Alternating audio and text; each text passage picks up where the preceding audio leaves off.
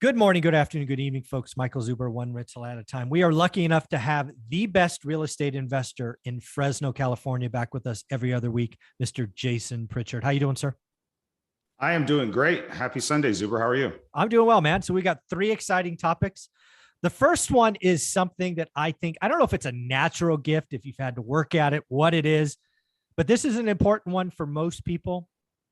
Is how to stay positive, right? How to keep the mindset right. Because I think it is very likely that we have at least 2 years and possibly 4 years of just daily drumbeat of negative headlines. So how does Jason Pritchard just stay so positive in a world of chaos and negativity? It has taken a lot of hard work, and I was naturally more of a pessimistic person, before I got into this business. And so even prior to getting into real estate, Zuber, I had spent maybe a year or two focusing more on my self-improvement than I ever had prior to that, right? I was just kind of in a negative space in my life, and I was projecting a lot of that negativity into, my marriage and my relationship with my kids and a lot of other things. And I just felt like I needed to make a change. And so I started by reading, and the biggest book that sticks out to me and still is one of my most recommended one is Think and Grow Rich. And it taught me that the power of our thoughts and how impactful those can be in our lives, and just focusing on keeping and telling ourselves a story that propels us closer to the goals that we want to get versus one that says, I think what most people say is, with my luck, this is never going to happen. And learning how to tell yourself a story of, with my luck, this is probably going to happen even faster than I think, right? And I think that's hard for a lot of people to do. And it was very hard for me to do initially when I first started out. So I want to go back to that moment because I want people to hear what you said. And I don't know that they really heard it, right? You were naturally pessimistic. Your words, not mine. Correct. Yep. You had some point in your life where to me, because I had the same thing. To me, it was like every day, just like I got home and I was exhausted. It was just heavy. Mm-hmm. Like life is heavy. Yep. And I think, we're going to go through a couple of years where if you let your mind work, life's going to get heavy. Yep. And eventually it's just going to, no matter how strong you are, day after day after day, you're just going to be in a bad spot. So tell us about that pivot. Was it just accidentally picking up Think and Grow Rich that said, hey, I need to do this different? Was there some other thing that helped you see that, Jason, you needed to attack the day or look at information differently? The pivot came from just being tired of being unhappy. I think that was it, and I think I was at this point where I just felt like this can't be what the rest of my life is going to be like. You know what I mean? Like, this is not it. Like, I can't be 32, 33 years old and just have this be the rest of the trajectory of my life. So I just reached this stage where I needed to do something different. I had actually always been intrigued and interested in self-improvement. I remember reading Tony Robbins books and Rich Dad, Poor Dad when I was even younger than that, in my late teens and early 20s. So it was something that I had a natural inclination towards, but I would read it. This is what I think most people do when it comes to self-improvement. They read a book and then they never apply any of the things that they read from those books as daily habits in their life, right? They think just because they read it, it's going to change their life. And I fell down that pitfall initially at the beginning. And what was different about this stage in my life when I was 32, 33 is that I was intentional about taking the practices that they were talking about in these books and then applying them. And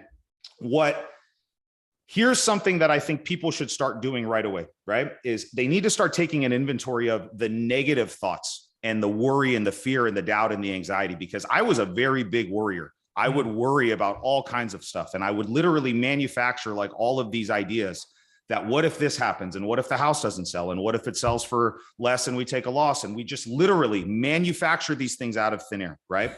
Start taking inventory of those thoughts. And then just a simple habit of writing them down when you think them. And then after some time has passed, 30, 60, 90 days, go back and review that list and put a check next to any one of those things that actually happened. And here's what you're going to find. 95% of those things literally will never happen. They don't happen, right? And so I found myself in a space when I started doing this where I was like, why am I worrying about all this stuff? I'm so stressed out. I would literally stress myself out. And whether you realize this or not, you are making the choice to be stressful. The event that's happening in your life is not causing you to be stressed. You are causing yourself to be stressed. You're making that decision. And once I saw that so many of these things, literally 95% of the things that I was worrying about never happened, it became easier for me to stop myself in my tracks when I started going through that same thought pattern again the next time it came up, and saying, no, this isn't going to happen. And we have all this proof to show us that it didn't, right? Yeah. Because I'm kind of an analytical person, so I needed to see the proof first. And I think that's what's stopping most people from operating from a place of faith, is they want to see proof and then they'll have faith, right? And I'm like that too. And so after practicing that for a while and seeing the proof, it was easier for me to have faith in future projects, because I knew that it wasn't going to happen, because, you know, all the data showed me that it wasn't, it never did, right? And then the 5% of the things that do actually happen, what I learned was I actually got better, because you always overcome them, right? All those obstacles and those things that you think are insurmountable, you overcome them and you become a better version of yourself on the other side of them. Jason became the real estate investor that he is today because of the 5% of the challenges that come up. So now I've even learned to embrace those. When something crazy comes up, I just say, you know what? I don't know why I'm dealing with this right now, but it's been proven to me that I'm going to be better. I'm going to be more experienced. I'm going to become a better real estate professional on the other side of this. So let's just buckle down, figure it out, and get to work. And then that's it. Yeah. And again, I want people to realize you practice what you preach. And when I call you the best real estate investor in Fresno, I mean every word of that. People need to follow you on Instagram. You put up a story, I think it was 2 weeks ago, it might've been 3, about a firehouse, right? You bought a house, it was in contract, you had a plan, you were going to make gobs of money. And then lo and behold, it burned to the ground. That would crush most people. They would do the, oh, woe is me and all that. And you're like, well, been here before. It's not the first time. Yes. And pick up the pieces and move on. I reverted back to the first time we had a property burn down. And when that happened, I was freaking out. Yeah. Like, I remember I got I remember I got a text message from the neighbor of that property, and he texted me, and all he sent was a picture of the property with smoke billowing out one of the windows. And I was like, oh my gosh, dude, what is going on? I was in Hanford, which is like an hour and some change away from me. So I dropped everything, drove over there, like did all this crazy stuff.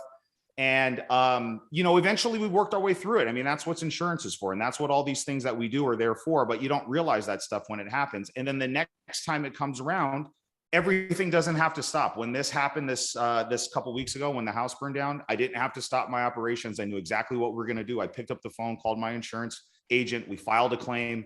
The next week we're out there with the adjuster and our contractor, and, you know, things are moving forward. Yeah.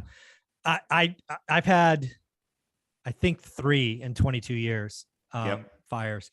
And yeah, the first one, that'll make you pucker up. Yeah, it is. It's scary, man. It is definitely scary, because you never know, you know? And I mean, we were at that stage where we're earlier on. Yeah. And I was like, am I just going to take a humongous loss on this? Like, again, going back to that old thought pattern, really being aware of these thoughts that are running through your head, and changing that narrative. You know, I think if your listeners are going to take anything away from this video today, is you have the power to tell yourself whatever story you want to tell yourself. Yeah. And when you start telling yourself a story that propels you closer to your goals, instead of the story of fear and worry and self-doubt, things will start happening a lot faster for you. Yeah. The other thing that I admire you for and look up to you for, and try to repeat on my so small a scale, is you are still doing this every day. You are still improving, working your mindset. And that's why I appreciate your Instagram feed, both you and your wife, Jennifer. Amazing stuff. It just reminds me that like I talk about daily discipline all the time, looking at my market.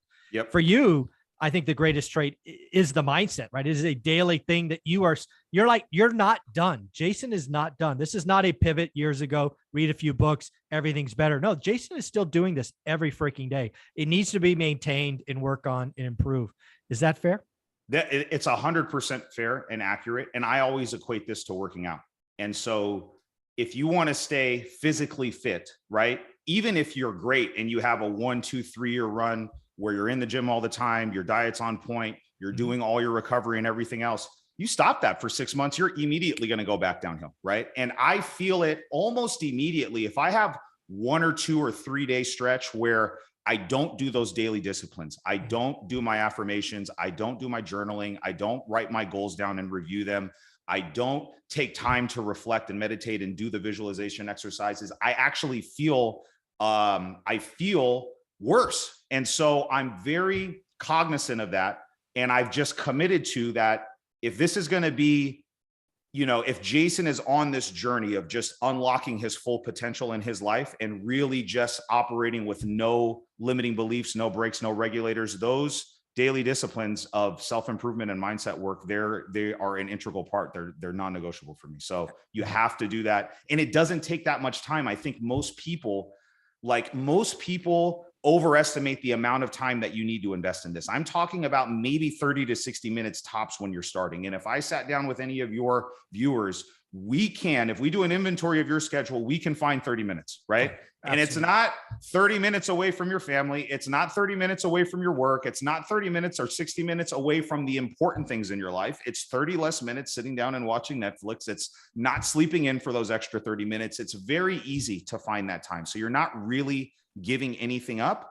And I challenge the people that are watching this, just try it. Just try this stuff. Pick up the Miracle Morning. If you don't have a structure or anything and you need just a blueprint, go buy the Miracle Morning. It's a very short and easy read, and start doing that. And do that for 6 months. Send me a message and tell me if your life is not improved markedly, right? It's going to be better. Trust me. Think and Grow Rich, Miracle Morning. I'll put the links below.